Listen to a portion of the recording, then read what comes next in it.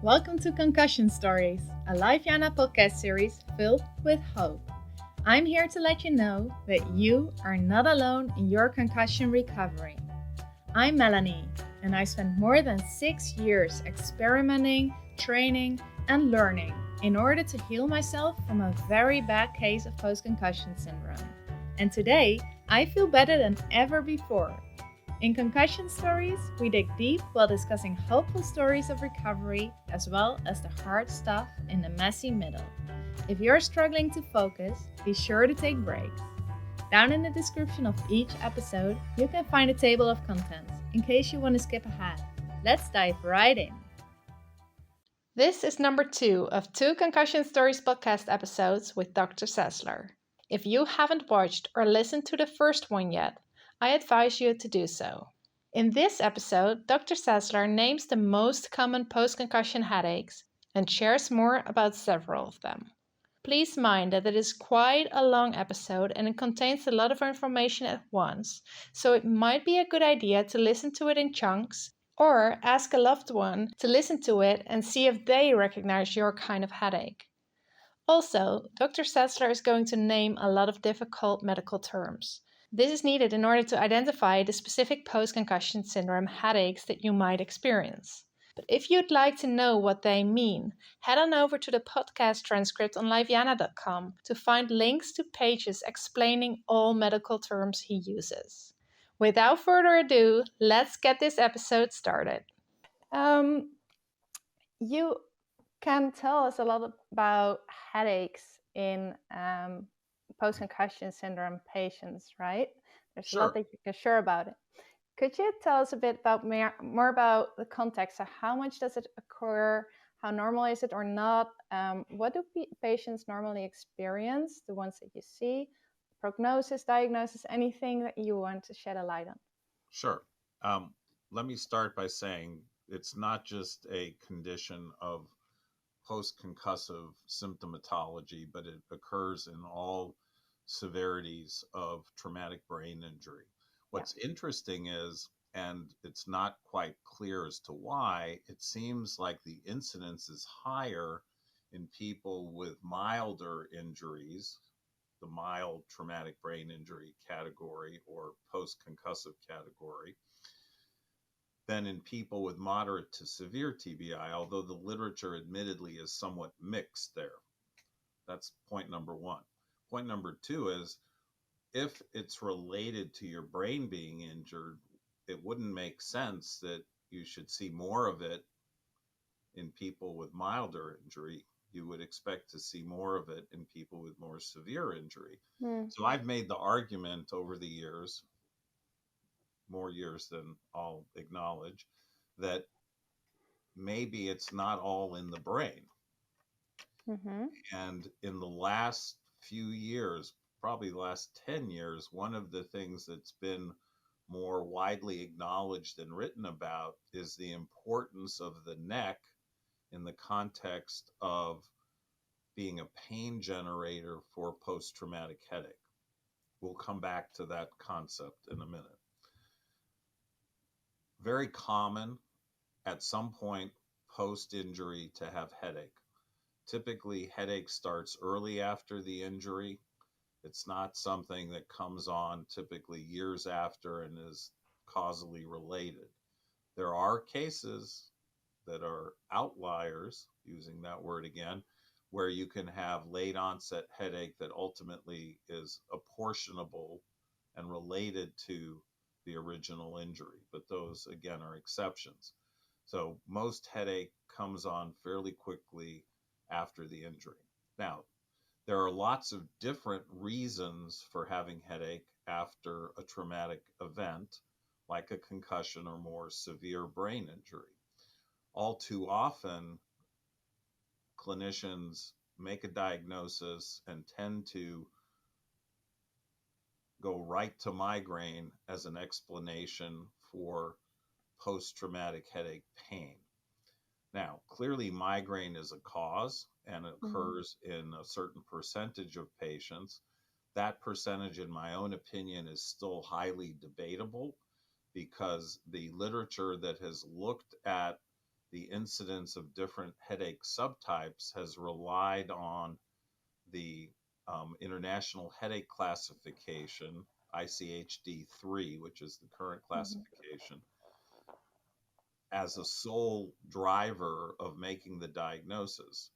So none of the studies that I am aware of have included careful histories in terms of headache histories and careful physical exams directed at identifying headache pain generators.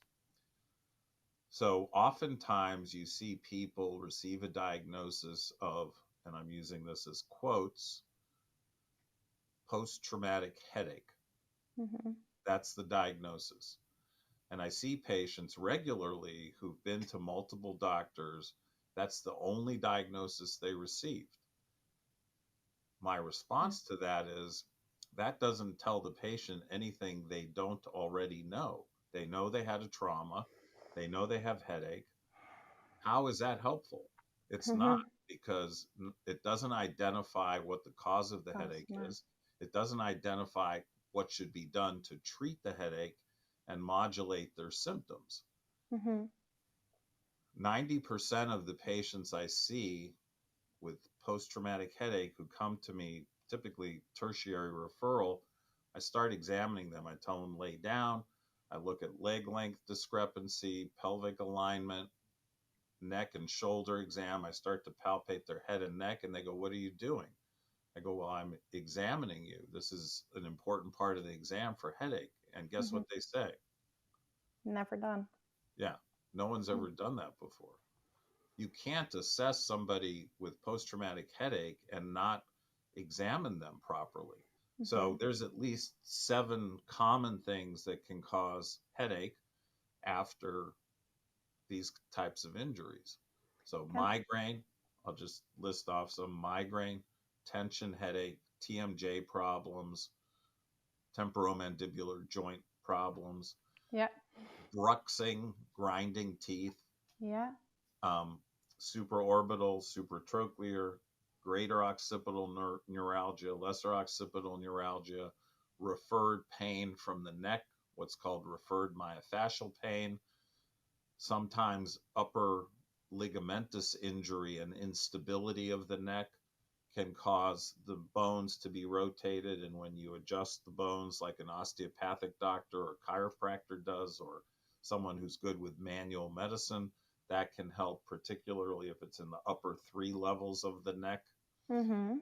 Um, Sometimes instability is more significant and needs to be treated with anywhere from conservative management to potentially even, albeit rarely, surgical stabilization of the neck in more severe cases. So there's a myriad number of different conditions, and they don't necessarily have to occur just by themselves. So you can have Mhm. migraine with a cervicogenic component. You can have cervicogenic headache with occipital neuralgia headache, with TMJ headache, Yes. and tension headache. So, Yeah.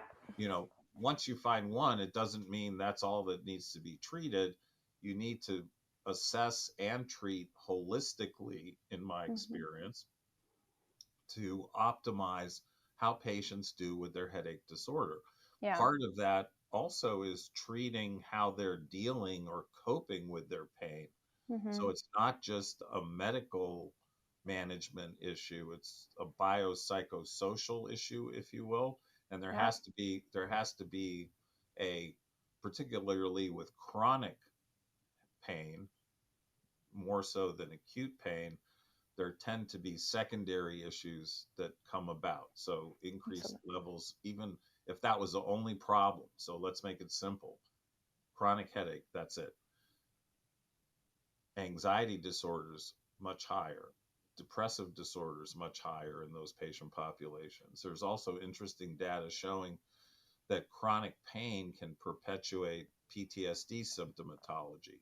So if you're trying to treat PTSD optimally and somebody has chronic post traumatic pain, if you're not addressing the pain, you're not optimally treating the PTSD, as Yeah. just some examples. So all those things are important in that context. I sort of skipped over the history, but taking a history can be very helpful in terms of directing and focusing the physical exam.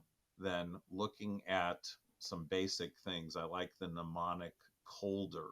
So C for character of the pain, O for onset. Is it rapid or insidious? Does it come on slowly, or boom, is it just there? The location of the headache. Is it unilateral or bilateral? Is it Mm-hmm. temporal, parietal, suboccipital? Where is it? And is it both sides? Or is it all over? What's called Yeah. holocephalic. Mm-hmm. What's the duration? That's the D. What's the exacerbating factor? So what makes it worse? The R is what relieves it. So going in a dark room and going to sleep might relieve it. Taking Excedrin migraine, which is a medicine we have here, might relieve it. Having a massage might Mm-hmm. help. Whatever. Just some examples. Some Yes. other things that need to be asked are the frequency of the headache, the severity of the headache, typically numerically ranked, the functional consequences of the headache, meaning can you go about your daily business, or do you basically get debilitated and have to lay down, turn out the lights, take medicine, go to sleep at the Mm-hmm. other extreme. Time of day of the headache. So certain headaches tend to occur more frequently at certain times of day. So for example, frontal sinus headaches tend to be more common in the morning.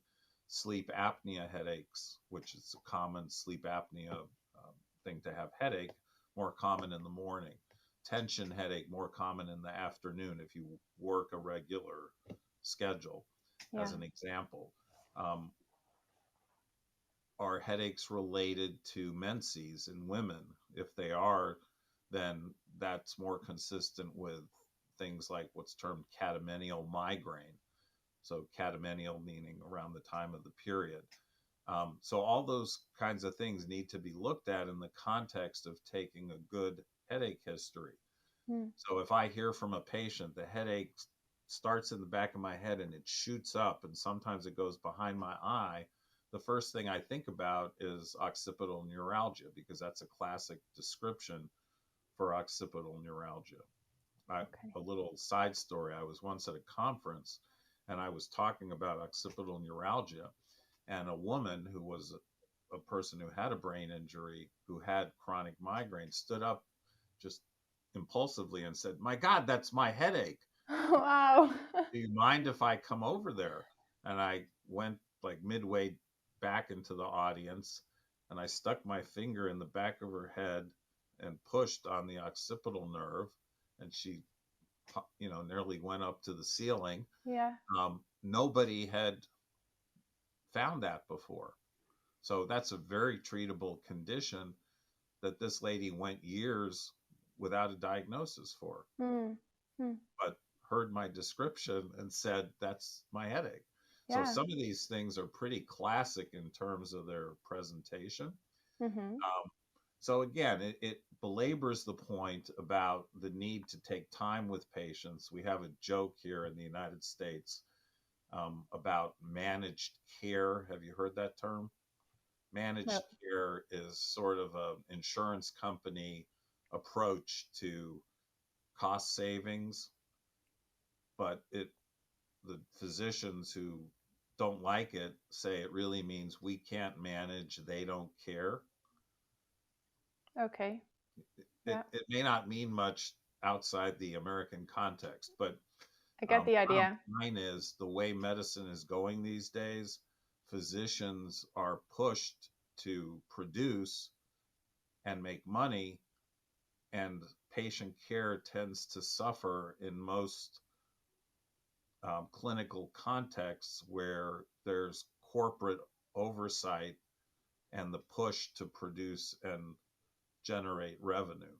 Mm-hmm. So there's less time spent with patients. These types of patients, your kind of case, other people who've had post-concussive disorders or more severe brain injuries, you can't take 5-10 minutes and No. do justice to the kinds of things that need to be discussed or examined or followed up on. It's So, way too complex. right. I don't know if the expression is in Dutch, but have you heard the expression hammers see nails? No. Do I you learn follow something the new every expression? time. So, hammers see nails simply means you see relative to your perspective. So, a surgeon sees surgical issues, a psychiatrist sees mental health issues. Now I get it. I think we have something similar. Yeah. So, my point there is you can't be a hammer. You have to be Yeah. much more holistic and understand all the different variability and contributors to how these injuries, and it's not just the brain injury, but how these traumatic events affect the individual. I think that's the main thing that, I don't know from your perspective, but from my perspective, that most people who have lingering symptoms and a lingering headache, or even the headache is the most prominent symptom that they have remaining from concussion or other brain injuries. But I mostly speak with people with post-concussion syndrome. Sure. And that's by far the highest incidence physical symptom amongst all physical symptoms that occur after concussion. Yeah. And then, but they have been to chiropractors, they have been to functional neurologists, they have been, well, the list is so long what everybody spends their money on, but still they aren't helped. They still have these headaches, and sometimes it feels to a lot of them like Pandora's box, right? Nobody is able to help me. You can't look at the patient like this, whether it's headache or anything else for that matter. Exactly. Yes. And that is that something that you do, for example, too? So if the trouble doesn't seem to start in, it doesn't seem to be as physical, like superficially physical, but it could be, for example, biologicals or hormones, or it could be psychological. How do you proceed then if you can't use your hands? I'm sorry, I always want to use my hands because touching is part of a good exam, but are you asking in the context of if you don't find physical exam abnormalities that explain the pain? Exactly. Do you, for example, do a test of hormone levels, or do you have Yeah, a sure. psychologist who's helping you, for example? How do Yeah, you approach that? I'm pretty weird.